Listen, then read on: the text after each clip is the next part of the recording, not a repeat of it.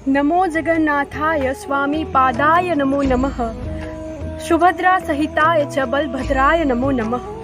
नमस्कार साथियों, मैं आज इस वीडियो में केवल एक धार्मिक कथा ही नहीं बल्कि एक ऐसी परंपरा का परिचय देने जा रही हूँ जो भारत की संस्कृति, इतिहास और आध्यात्मिक चेतना का जीवंत प्रतीक है।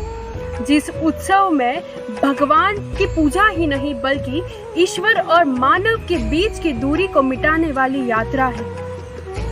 साथियों, आपने कभी ऐसे पर्व की कल्पना की है जहां भगवान स्वयं भक्त से मिलने आते हो, जहां ईश्वर मंदिर की ऊंचाई से उतरकर भीड़ की धूल में रमते हो, जहां आस्था रस्सी बन जाती है और भक्ति उस रथ को खींचती है जिसमें स्वयं भगवान सवार हो।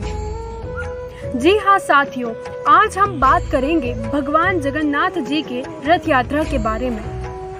लेकिन पहले प्रश्न उठता है कि आखिरकार भगवान जगन्नाथ है कौन?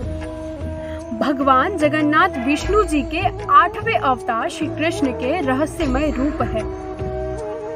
उनकी 2 विशाल नेत्रों वाली मूर्ति, बिना हाथ बिना पैर, काले रंग की उस विराट भाव का प्रतीक है जहां आकार सीमित नहीं, प्रेम अनंत है। उड़ीसा के पुरी में स्थित भगवान जगन्नाथ जी का मंदिर भारत के 4 धामों में से एक पवित्र धाम है।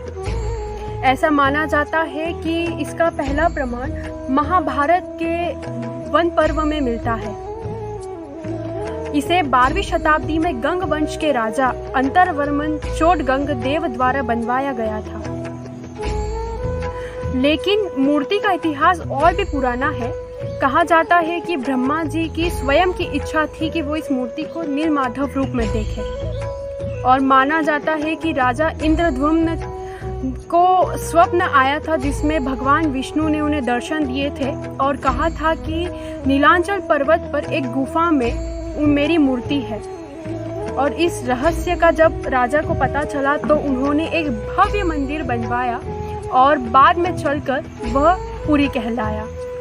अब हम बात करेंगे भगवान जगन्नाथ की रथ यात्रा के बारे में। तो हर वर्ष आषाढ़ माह के शुक्ल पक्ष की द्वितीय तिथि को भगवान जगन्नाथ अपने बड़े भाई के साथ बलराम और उनकी बहन सुभद्रा के साथ गुंडीचा मंदिर यानी अपनी मौसी के घर जाते हैं। इस यात्रा में 3 रथ होते हैं जो हर वर्ष नए बनते हैं और उसमें एक भी लोहे की कील नहीं होती है।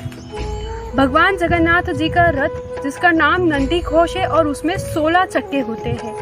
वहीं बलराम जी के रथ का नाम तालध्वज जिसमें 14 चक्के होते हैं और सुभद्रा जी के रथ का नाम दर्पदलना जिसमें 12 चक्के होते हैं। इस रथ को लाखों श्रद्धालु खींचते हैं बिना किसी भेदभाव के, बिना किसी रोक टोक के, जो ये भारत के उस चित्र को दर्शाता है कि ये लोगों को जोड़ता है ना कि तोड़ता है। अब आप लोग सोचेंगे कि आखिर भगवान बाहर आते क्यों हैं? तो साथियों, ऐसी कहानी है कि जो सुभद्रा थी उन्होंने अपने भाई भगवान जगन्नाथ और बलराम जी से नगर भ्रमण करने की इच्छा जताई थी। तो उनकी इच्छा को पूरी करने के लिए जगन्नाथ जी और बलराम जी रथ में बैठकर अपनी बहन को नगर भ्रमण कराते हैं और वो रास्ते में अपनी मौसी मतलब गुंडीचा मंदिर में 7 या फिर 9 दिन के लिए विश्राम भी करते हैं। यही कारण है कि यूनेस्को ने भी इसे इंटेंजिबल कल्चरल हेरिटेज में शामिल किया है, क्योंकि यह सिर्फ धार्मिक ही नहीं बल्कि आध्यात्मिक लोकतंत्र है। तो साथियों, जब भी आप भगवान जगन्नाथ जी की रथ यात्रा को देखें तो इसे केवल एक परंपरा ही ना समझें, इसे भगवान का वह संकेत या भगवान का वह संदेश समझें जिसमें भगवान कहते हैं कि मैं मंदिर में ही नहीं तुम्हारे साथ भी चल रहा हूँ इस जीवन रूपी रथ में। धन्यवाद। जय जगन्नाथ।